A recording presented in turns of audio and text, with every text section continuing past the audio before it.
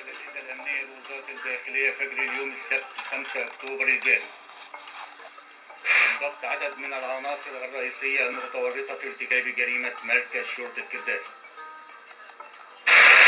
في إطار ملاحقة الأجهزة الأمنية لتلك العناصر الهاربة، فقد أكدت تحريات ومعلومات فريق العمل باختباء 5 من تلك العناصر بإحدى المزارع بالمنطقة الجبلية بإحدى قرى محافظة الجيزة، حيث قامت مأمورية فجر اليوم باستهدافهم.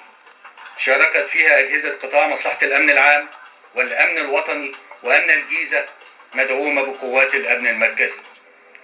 أسفرت عن ضبطهم وبحوزتهم كمية كبيرة من الأسلحة الثقيلة والمتفجرات ودوائر التفجير وذخائر مختلفة، وبيانها كالتالي: 2 مدفع RPG، 8 قذائف RPG، 2 مدفع جرينوف متعدد بشرائط الذخيرة الخاصة به، 12 بندقية آلية عيار 7.62 في 39، بندقية آلية AFN، رشاش بريتا إيطالي، بندقية خرطوش نصف آلية، طبنجة حلوان، 2 فرد خرطوش، 35 قنبلة يدوية، 4 تليفونات مزودة بدوائر تفجير ومجهزة للاستخدام، نظارة ميدان، 2 جنيه لاسلكي، كميات كبيرة من الطلقات مختلفة الأعيرة.